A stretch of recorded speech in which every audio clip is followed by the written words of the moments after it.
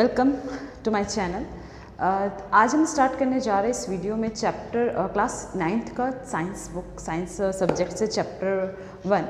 ये है पार्ट 2। इससे पहले मैंने एक और वीडियो को अपलोड किया है जिसमें मैंने इस चैप्टर यानी फर्स्ट चैप्टर 9th क्लास के फर्स्ट चैप्टर साइंस से मैंने उसके इंट्रोडक्शन को, चैप्टर के इंट्रोडक्शन को, चैप्टर्स में कौन कौन से टॉपिक्स पढ़ने हैं उसे, और साथ में एक टॉपिक दैट इज़ मैटर के बारे में बताया है। तो अगर आप में से कोई भी डायरेक्ट इस वीडियो पर आए हैं, इससे पहले उसे नहीं देखा, तो मेरे सजेशन से पहले जाएं, उस वीडियो को बिल्कुल अच्छे से देख लें ताकि उसमें जो भी कंसेप्ट हैं, जो भी मैंने बताया, उसे आप क्लियर कर लें।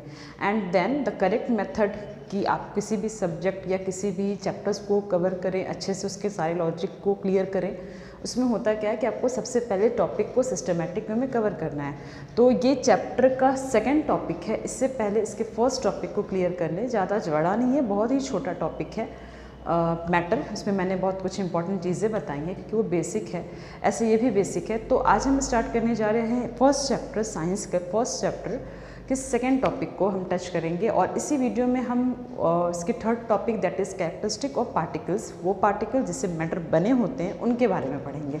तो आज हम स्टार्ट करते हैं इस वीडियो का सबसे फर्स्ट टॉपिक, बट चैप्टर का second topic physical nature of matter, जहाँ पर हम सिर्फ मैटर के कंपोजिशन के बारे में फोकस करेंगे। ओके, तो स्टार्ट करते हैं आज हम। देखें, फिजिकल नेचर ऑफ मैटर को इसे समझाने के लिए मैंने यहाँ पर एक वॉल पैन बनाया है। ये वही वॉल है जो आप अपने इर्द गिर्द जिस भी कमरे में है वो देख रहे होते हैं।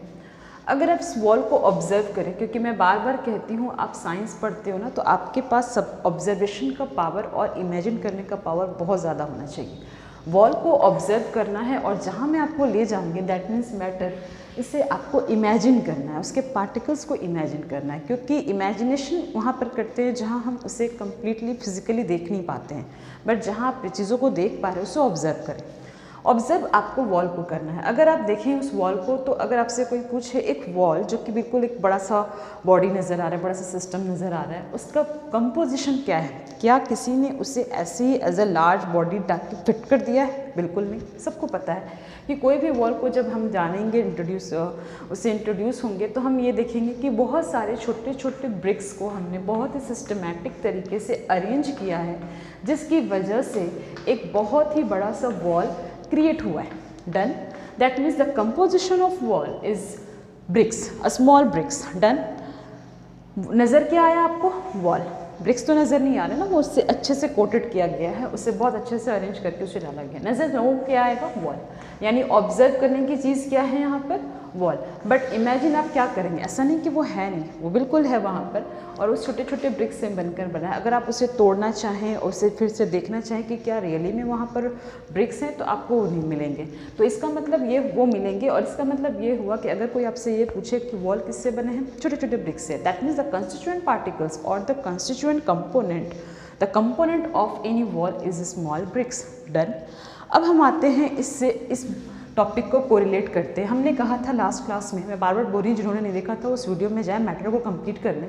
मैंने लास्ट क्लास में बोला था हर वो चीज़ इस यूनिवर्स की जो आपके इर्द गिर्द की, जिसने कुछ ना कुछ नेचर में स्पेस लिया हुआ है और कुछ ना कुछ उनका अपना मास है, उन्हें हम मैटर कहते हैं। और मैटर की सबसे खास बात ये होती है कि एक समय में वो किसी एक पोजीशन पे लाई करता है, एक से ज़्यादा पोजीशन पे वो लाई नहीं कर सकता है। ओके, तो हम उसे मैटर कहते हैं। ये हमारा लास्ट वीडियो का यानी फर्स्ट इस चैप्टर का जो फर्स्ट वीडियो था उसमें मैंने बताया था। अब अगर आपसे कोई पूछे कि मैटर बने किससे होते हैं, मैटर तो एक बहुत बड़ा सा बॉडी दिख रहा है, जिस लाइक कि आपको वॉल दिख रहा है, आपको मैटर भी नज़र आ रहा है, बट क्या matter as a whole body system nature में डाल दिया गया है, या फिर वो छोटे छोटे छोटे पार्टिकल्स के मिलने से बने हैं? तो जब इनका ऑब्जर्वेशन किया गया, जब इन्हें एनालाइज किया गया, तो हमने ये पाया कि कोई भी मैटर, जैसे मान लीजिए मैं इसे एक मैटर कह रही हूँ, एक प्लेन शीट है, कुछ भी है ये, तो वो छोटे छोटे पार्टिकल्स के मिलने से बना है।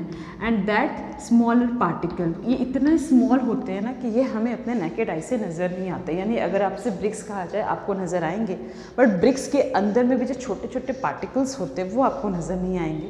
तो that smaller particle which is beyond our imagination, बहुत छोटे होते हैं, tiny particles, that tiny particles of matter, that tiny particles compose the complete body of matter. यानी ये छोटे छोटे जो पार्टिकल्स होते हैं, इन्हें हम कह रहे हैं टीनी पार्टिकल्स, इन्होंने ही मिलकर सिस्टमेटिक तरीके से अरेंजमेंट में अरेंज होकर उन्होंने क्या बनाया है, कॉन्स्टिट्यूट किया है मैटर को। दैट मीन्स अगर आपसे कोई पूछे कि मैटर किस चीज़ के बने होते हैं तो बहुत ही छोटे छोटे पार्टिकल्स के मिलने से बने होते हैं, and that smaller particles are called atoms. ये हम नेक्स्ट चैप्टर में पढ़ेंगे, ठीक है।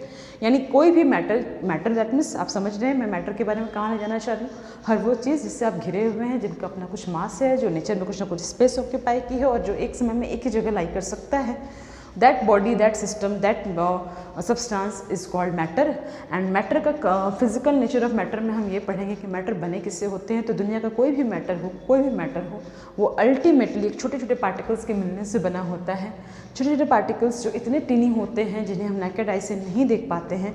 बाद में इनके रिसर्च से ये पता चला आगे चलकर कि इन टीनी पार्टिकल्स को नाम क्या दिया गया, एटम्स।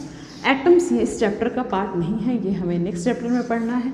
बट ये आप जरूर जान जाएं कि यहाँ पे आपने टीनी पार्टिकल्स बोलकर तो निकल गए आप यहाँ पर, बट आगे चलकर इसी टीनी पार्टिकल्स को एक नाम दिया गया, that is called atoms. Done. तो अभी हमने यहाँ पर फोकस किया कंपोजिशन ऑफ मैटर में। तो अगर आपसे कोई पूछे मैटर किसके बने होते हैं, the simple thing matter, all matters are composed of tiny particles. Done, यहाँ तक क्लियर है।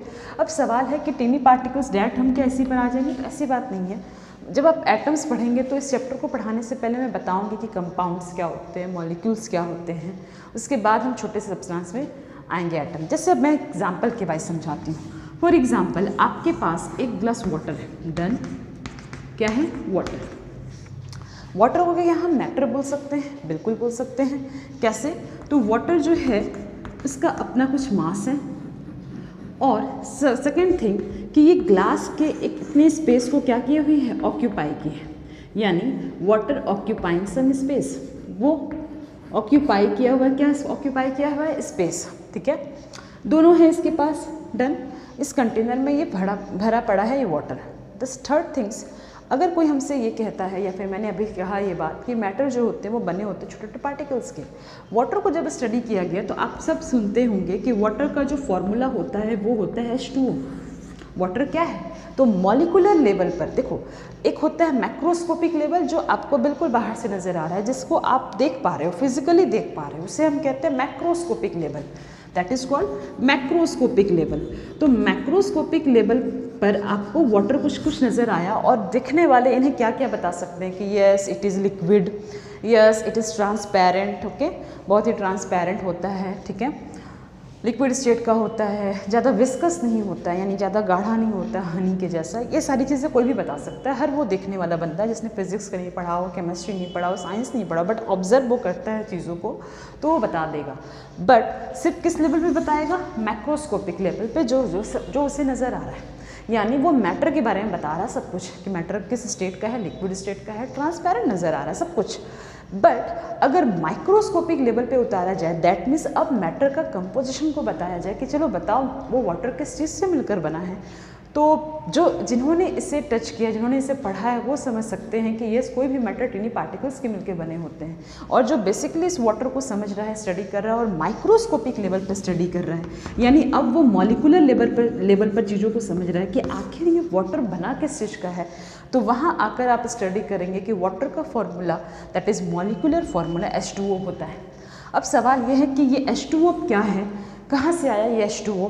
तो हाइड्रोजन और ऑक्सीजन दो एलिमेंट्स होते हैं जो नेचर में बने होते हैं, और उन एलिमेंट्स के अपने छोटे छोटे एटम्स होते हैं, ये हम सब आगे चैप्टर में पढ़ने वाले हैं।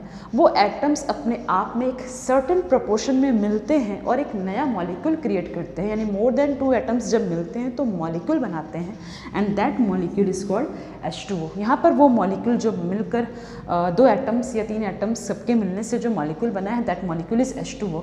तो इसमें large number of H2O molecules हैं, ठीक है। मैक्रोस्कोपिक लेवल पर आपको ये एज अ होल वाटर नज़र आ रहे हैं, बट माइक्रोस्कोपिक लेवल पर, यानी अगर साइंटिस्ट इसे देखे तो ये क्या कहेगा कि इसमें लार्ज नंबर ऑफ H2O नज़र आ रहा है। क्या कहा मैंने, मैक्रोस्कोपिक लेवल पर देखने वाले इसे ये बोलकर जाएगा कि ये वाटर है, लिक्विड है, दिस एंड दैट। लेकिन माइक्रोस्कोपिक लेवल पर देखने वाले इसे कहेंगे there are large number of particles, that is H2O particles, जिसे हम मॉलिक्यूल कहते हैं। और एटम्स कितने हैं इसमें, हाइड्रोजन एलिमेंट के 2 एटम हैं, ऑक्सीजन एलिमेंट के 1 एटम है। तो हाइड्रोजन एलिमेंट के 2 एटम एंड ऑक्सीजन एलिमेंट के एक एटम के मिलने से एक पार्टिकल्स बन गया है, that is molecule, and that number of H2O molecules constitute together, combine together और they can gather together and form water, that is a matter. Done. तो हमने मॉलिक्यूल को क्यों नहीं कहा द टिनी पार्टिकल्स, तो मॉलिक्यूल को भी आगे और तोड़ा जा सकता है इसके सिंपलेस्ट फॉर्म में, and that simplest form is atom. Done. क्योंकि एटम्स के मिलने से बने हैं हाइड्रोजन वाटर मॉलिक्यूल, इसलिए हम मॉलिक्यूल के भी नीचे चले जाएं तो हमें क्या मिलेगा, एटम। एटम से नीचे हम नहीं जा सकते हैं, एटम्स के बारे में जान सकते हैं कि यस एटम कंपोज्ड ऑफ 3 सब particles this and that, but वो अलग अलग एग्जिस्ट नहीं करते हैं। नेचर में जो एग्जिस्ट करता है वो क्या है, एटम। डन। इसीलिए हमने हर टिनी पार्टिकल्स को यानी अल्टीमेट पार्टिकल्स को, मैटर के अल्टीमेट पार्टिकल्स को हमने क्या नाम दिया है, एटम्स। क्लियर। तो मैं फिर से इस टॉपिक को फिर से रिवाइज कर दूँ, फिर से समझ लो मैंने क्या कहा। फिजिकल नेचर ऑफ मैटर में हम सिर्फ कंपोजिशन के बारे में पढ़ेंगे, यानी आप इर्द गिर्द जो भी मैटर में जो भी जिस चीज़ से भी घिरे वो मैटर है, ऑफ कोर्स वो मैटर है, and that matter composed of very टिनी particles, that टिनी particles are cannot be visible through naked eyes, and that tiny particles can be studied or they can be characterized at microscopic level. At the macroscopic level पर यानी large view पर अगर देखा जाए तो हम उस system को मैटर तो कह देते हैं, यानी फॉर एग्जांपल अगर वाटर में से अप्लाई किया जाए तो वो वाटर नज़र आ रहा है, कोई भी बता देगा कि ये ट्रांसपेरेंट है, लिक्विड है, this and that, but microscopic level पर उसे कैरेक्टराइज किया जाता है कि आखिर वो बना कैसे है। इसका मतलब मैं ये जो बात कह रही हूँ या फिर जो भी टॉपिक में बातें कही गई हैं कि टिनी पार्टिकल्स के बने होते, आपको वो कहाँ किधर की ओर ले जा रहा है, मैक्रोस्कोपिक से उठाकर आपको वो कहाँ ले जा रहा है, माइक्रोस्कोपिक तक। यानी जब तक आप मैटर बोल रहे हैं आप मैक्रोस्कोपिक लेवल पर हैं, किस लेवल पर हैं आप, किस लेवल पर आप चीज़ों को देख रहे हैं, मैक्रोस्कोपिक लेवल पर। लेकिन जब आप उसके कॉन्स्टिट्यूशन में आ रहे हैं, उसके कंपोजिशन पे आ रहे हैं, तो आप कहाँ आ जा रहे हैं, माइक्रोस्कोपिक लेवल पर। साइंस यही होता है, मैक्रोस्कोपिक लेवल पर आप चीज़ों को ऑब्जर्व कर रहे हो, लेकिन ऑब्जर्वेशन के बाद आपको स्टडी अगर करनी है तो माइक्रोस्कोपिक पे आप जा तो नहीं सकते हो, बट आप इमेजिन ज़रूर कर सकते हो। इसलिए मैं बार बार कहती हूँ science is an imagination, science is an observation. Done. ये दोनों आपके अच्छे होने चाहिए। तो ये रहा टॉपिक। टॉपिक का पूरा निचोड़ क्या है, टॉपिक को एट अ ग्लेंस में कितने लाइन पे निकाला जा सकता है। एक लाइन पे क्या कहेंगे, any matter composed of very टिनी particles that is called atoms. Atoms आप नहीं भी कहें, बस इतना कहते हैं टिनी पार्टिकल्स के बने होते हैं जो हमारी इमेजिनेशन से बहुत बियॉन्ड होते हैं, इतने छोटे होते हैं। डन। तो यहाँ तक क्लियर है। अब हम चलते हैं हमारे next topic, that is third topic, characteristic of particles. Start करते हैं। पार्टिकल्स के बारे में हम जान चुके हैं, अब हमारा नेक्स्ट टॉपिक है कैरेक्टरिस्टिक ऑफ पार्टिकल्स।